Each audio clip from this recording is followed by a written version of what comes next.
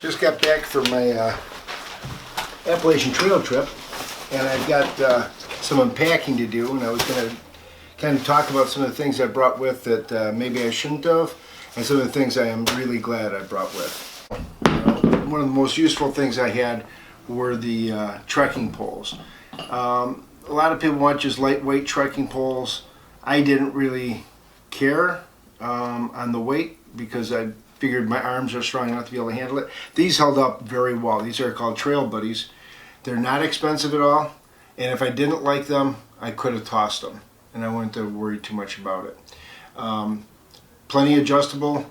They do have the rubber tips that screw on, and half the trip I used them with the rubber tips on, and half the trip I used them without the rubber tips, depending upon the terrain. I really like the rubber tips. I didn't have to hear that clicking on rocks or scraping on rocks that I really didn't like. But when the terrain changed, the metal tips made a big difference. Those, to me, are a must-have. One of the ones I did not expect to be saying at this point at all. So I'm going to start going through the bag. The brain first.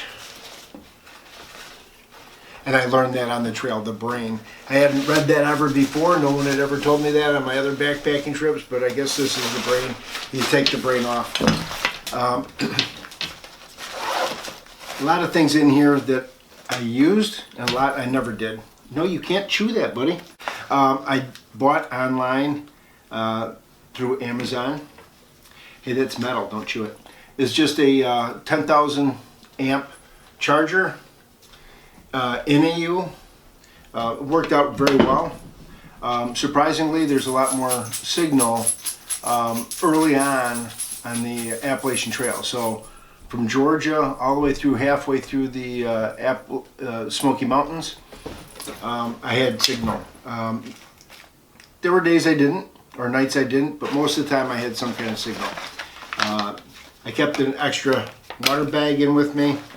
I had my headlamp in here, and something because I couldn't stand the cold at night. I had a 20-degree sleeping bag, we'll see in a minute. Toe warmers. This is a pack of 2, so I was able to wear my wool socks, and I could stick them on my socks and help keep my feet warm on those cold nights. We had a couple nights that got into below freezing, and I just don't like cold feet, and I have a hard time warming up sometimes at night. Little notepad that I ended up using one day. One day, that's it. Out of 4 weeks of hiking, one day. So is it really needed?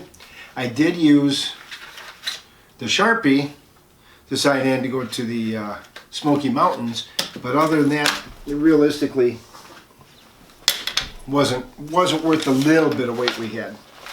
I bought a Zoleo GPS, not GPS, I'm sorry.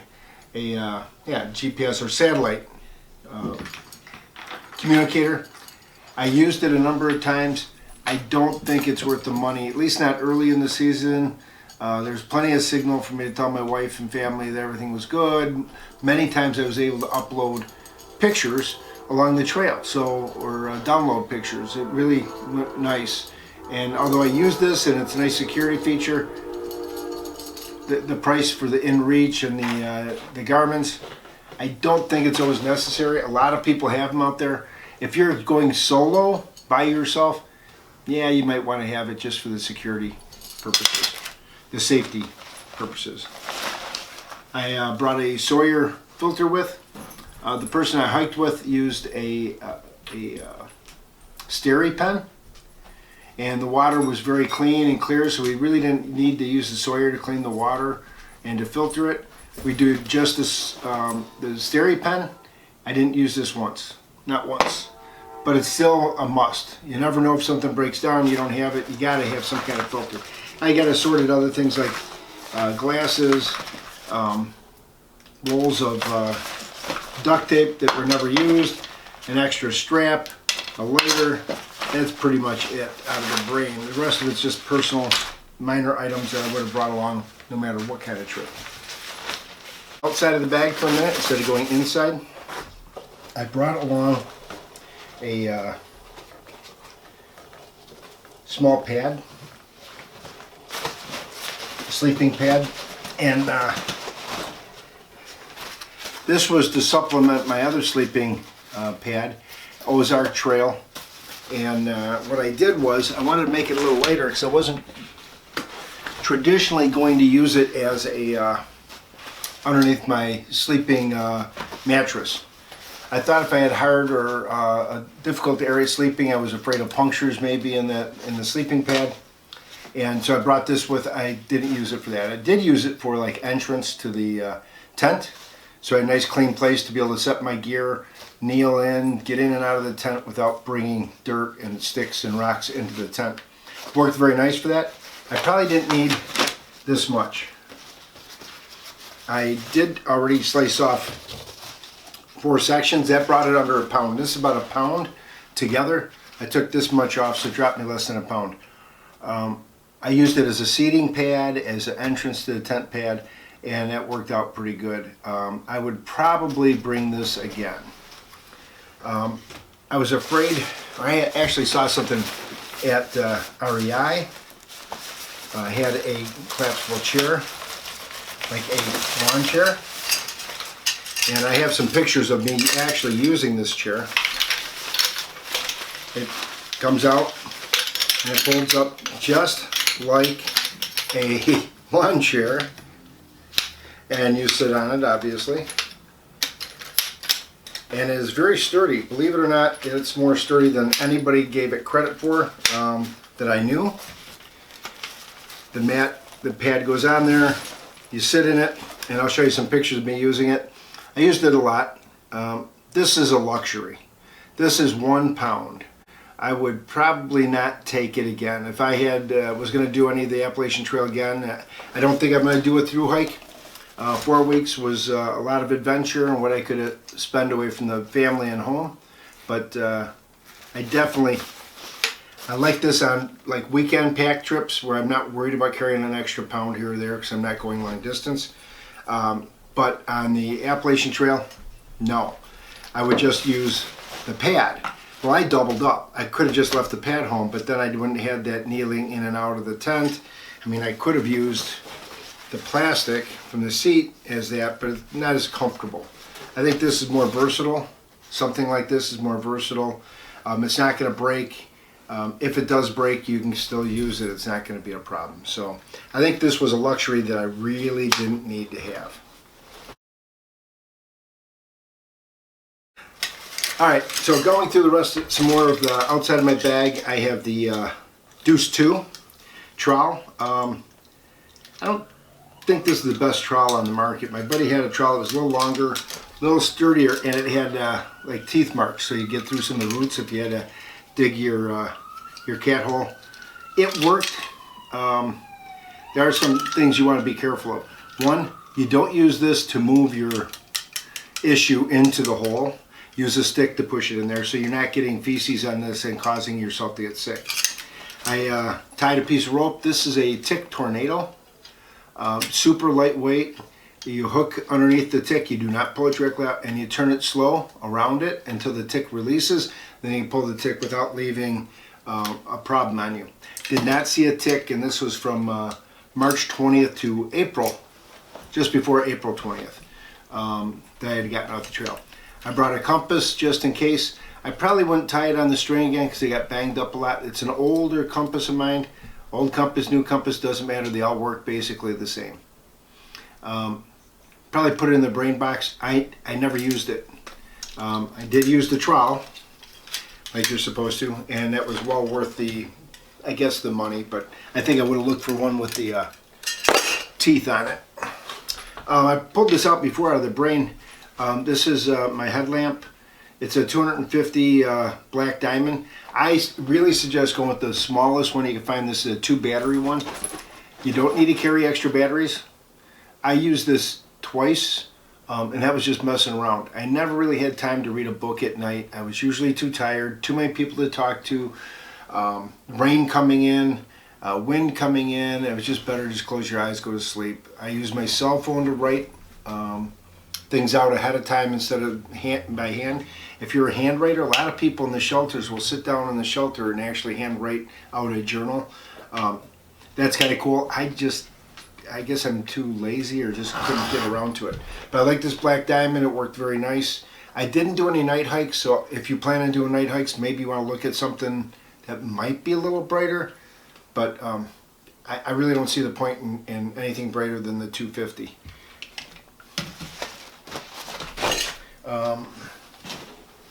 For my jackets, generally during hiking, I would wear my fleece from Columbia. Very comfortable, zip up pockets so you can put things in it and not lose it, hopefully. I did on my headlamp. I lost my first headlamp. I had to buy that at a outdoor store, and I wasn't very happy about that. I got something in the pocket. What do I have in the pocket? Oh, headphones for listening to music, if that's what you want. I had them. I tried listening to a book on tape at night. It didn't go too well, so I just stopped doing it. My warm jacket for nighttime, and if it was real cold during the day, but I really didn't need it during the day, because once you start hiking, you get warm, your jackets pull off, your long sleeve shirts get pulled off, and you're hiking in short sleeves most of the time for me. There are people out there in short shirts, short pants, spandex, that were just, and it was cold. Those were days I still had my long pants on and I didn't zip my my pant leggings off, and I just hiked. I would never use this, but this was great at night. One of the nights got very cold, so I used this zipped up and around my feet to keep my feet warm. So it was very versatile. I like it. I'd get it again. That's an REI 850 fluff. That's the feather size, I guess, the 850 compared to the 600 or 650. I bought this again, another one from Walmart, Ozark Tree. I looked for a bunch of different pillows. Nothing seemed to be good for me. So I thought this would work. This ended up being very comfortable. Hey, buddy, you can't play with that. Nope, not yours. So I thought I could use it. I ended up using it as a knee pillow. My knees, it ends up hurting me sometimes, my knees banging together. So I used it as my knee pillow. It came in very handy, lightweight. I'm sure there's better ones out there, but I really didn't worry too much about it. This hangs on the outside of my pack. It's my cup. This became my most versatile eating device. I drank coffee and tea in it. When we did a mountain house or some other dehydrated food, we could divide our food up, put it in here. I can eat. I get nice warm comfort through the insulated cup. And then when I make, no, you can't have that. Then I would make my coffee, clean the cup, maybe use some water to rinse it out, drink the whatever noodles were left inside, and rinse it out with the nice hot tea at night, dump that, and I was ready to go in the morning. We'd do oatmeal, just about everything went in this cup. And speaking of that, my cooking utensil, got used absolutely 0 times. 0. My buddy and I, he had a quick boil system, and he did all the boiling of all the water, and I just he poured it into our thing. If I was on my own, I'd have to have this. It'd be great for boiling water. I like the way the top pushes over so it won't fall down easy. It falls down there, you push it over here, and then it doesn't fall down as easy. It'll stay up. So you can lift it out. It's got the little vent so it doesn't, you can tell before it boils over. You can see the steam coming out. It doesn't really have a pour spot, but that doesn't matter. It's got the measurements on the inside and outside so you can see if you're measuring and putting the right amount of water. Speaking of that, I really like this for making coffee and stuff on another trip in my training, but I never used it on the Appalachian Trail at all. Interesting, when you're making Mountain House, we found that if you don't add a little extra water, it's always too pasty and dry. And I always like I like stuff that is supposed to be like gravy-ish to be gravy-ish, not paste. So if you just have a little extra water each time when you boil it, generally that was always enough. You have to kind of find what works for you. So in my case, I wouldn't bring that again. My rain hat was always left on the outside. It's a Frog Tog rain hat. I also recoated it with silicone before I left. I used it a couple days. We had some drizzle and some rain, and but I didn't have any issues with that. Worked great. For the pack, I used Duck's Back. Stuffs back into the bag very easily. Comes out, and then you stuff it back in, and you stuff it in a side bag, so if it starts to rain while you're going, or you didn't realize it was going to rain, you can throw it over your pack easily. My bathroom kit that went with the, so I have toilet paper, wet wipes. I also have an extra gallon baggie, just a Ziploc baggie to put any wipes that aren't supposed to be left in the back country. And that's that. Inside this bag, I lost the holder for my silk. So I bought a silk liner for my sleeping bag. It's supposed to help give me an extra 5 to 10 degrees of warmth in my sleeping bag. Yeah, I don't know, I got cold. I constantly got cold. So that didn't seem to do as well. Let's see what else I got on the outside here. I bought some rope. My thought was with this, it's supposed to be reflective rope. So if you needed to find it at night after you strung your bear bag, there's a couple techniques for stringing the bear bag, and I think it's the PNT method that they highly recommend, where you're throwing it over, you're pulling it up, and you've got a loop built into your rope, and you do a clove hitch on a stick, and it catches, and nothing can get your food. It's not tied off to a tree that somebody could rip it down. It's one branch straight down, and it's very difficult for a raccoon or a bear or some kind of animal to get to your food. Came in very valuable. I loved it. Used it a lot.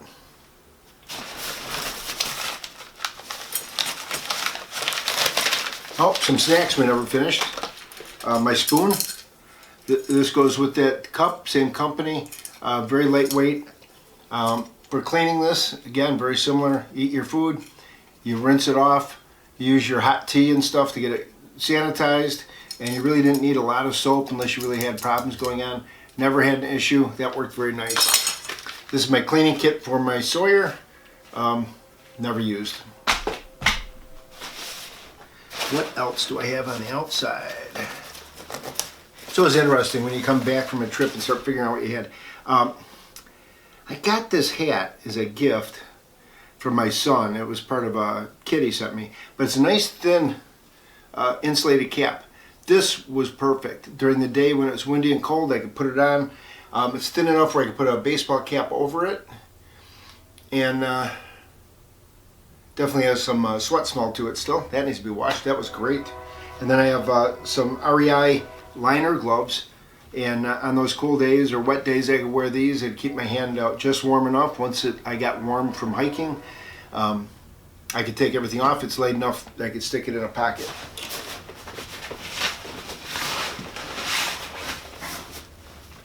I brought along Rappel. That was a waste of time early in the season. This is something you can buy once the mosquitoes start to come out. Don't bring it with you day one. Hike a month with this without using it. It's not a lot of weight, but all those little things start to add up that you don't need yet. This is about 4 ounces, is what it says, about 4 ounces. And or is it 0.475 ounces of liquid, but it's probably 2 to 3 ounces. It adds up. My bag for my chair. Oh, the extra pair of socks that I couldn't find earlier. So I brought with, these got soaked. The last couple days I was there, it rained hard. We had a lot of mud. And so I tied these on the outside of my pack, dry them out. Darn tough socks. Hey, they were great. I had a minor blister at the very beginning as my feet got used to it. I put some KT tape on it from the medical kit, and no issues. It didn't come back to haunt me at all. All right. Last thing from the outside, it looks like. These were a waste of time. I read an article that said you should think about bringing some kind of gaiter. I wore them one day. The way it goes underneath your foot with the mud, it's a Blue Ridge, I think, or Blue Line. Bluefield. inexpensive. I don't think it's, you know, super expensive to use. And a lot of people were wearing gaiters the whole time. They were complaining about wet feet just like I was. I didn't get any debris into my shoe. I wore a Hoka shoe, and I got no debris up into my shoe. And I did not wear waterproof shoes. They dried nice. I brought an extra pair of inserts, so I could put, when I got to camp, I could put the dry inserts in, put a fresh dry pair of socks on, and I was good to go. So I did bring the Frog Tog rain suit. I heard some complaints from people. The little bit of hiking we did in the rain, there was a couple days we had really bad rain coming in, and we ended up taking it like a half day hiking, you know, a near zero, but not quite at zero, 7 or 8 miles, and then we were trying to ride into town. So we missed some of the real heavy rain, but we did hike in rain from time to time, and these held up. The pants and the jacket held up very nicely for inexpensive. The nice thing with these are just about every place you stopped along the trail that had extra stuff or replenishing of your supplies always had Frog Togs to purchase. So if you had a problem with your Frog Tog, or they got ripped and caught on something, you fell, ripped it on the trail, and duct tape isn't holding it anymore, or it's just not quite keeping the rain out, you can buy a new pair. Inexpensive. I know a lot of us out there at times are on a budget. They held up very well for the price compared to an outdoor research jacket that's going to go for $200. This is $28, $29 for a complete set. I wore the pants once. I just got overheated so fast that really all I really needed to bring was the jacket. So if I was in a torrential downpour, that might have been different, but I never got into that situation. My medical bag, I had an assortment dry bag, so I had a medical bag of different items. And I brought the KT tape for blisters. I had some basic, something that nobody told me about, but I always try and bring with on trips, is some stamps. I sent out some postcards right away, and I sent a couple letters out right away to those that really mean something to me, my loved ones. Let them know that I appreciate their giving me time to go on my trip. I also kept my Smoky Mountain passport in with my medicine, because I knew I would always have my medical bag. I had some blister patches in here. I really didn't need any of it. So think about limiting how much you bring with.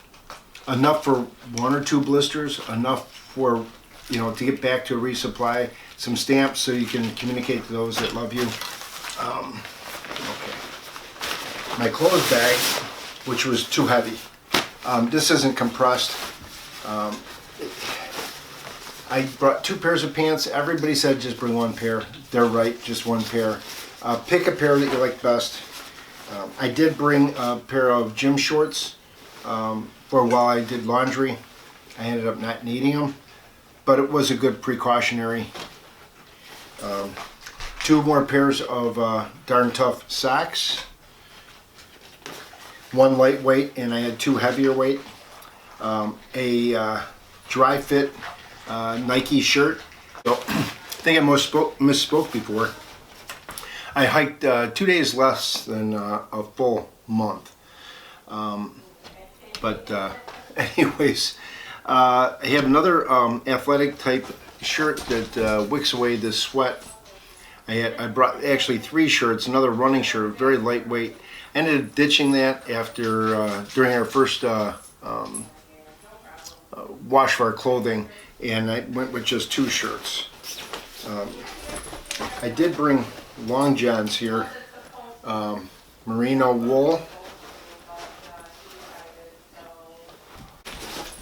Merino wool long sleeve long underwear. I wore this as just a long sleeve on cool days where I didn't want to wear my jacket. Very comfortable, very comfortable, tops and bottoms.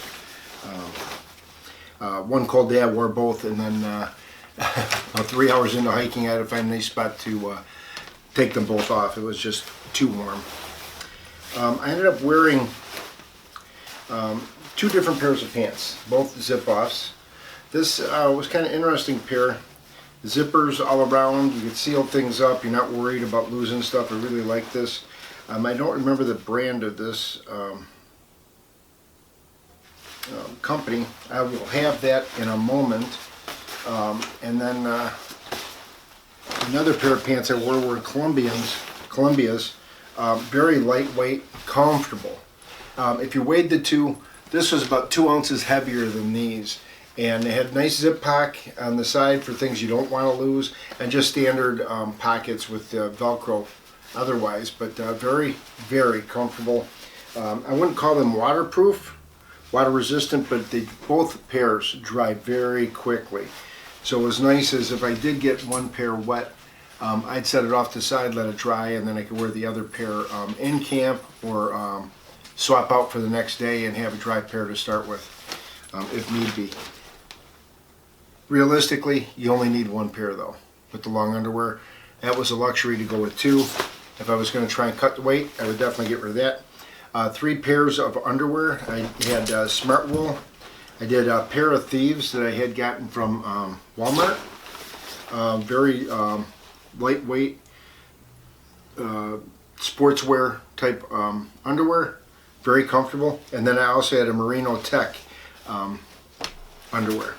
And that was in a dry bag, compressible dry bag, which was very nice. Also, the E-vents. Oh, the E-vents are awesome. I'd never used them before, and for compressing and getting the air out, can't beat it. Gotta have them.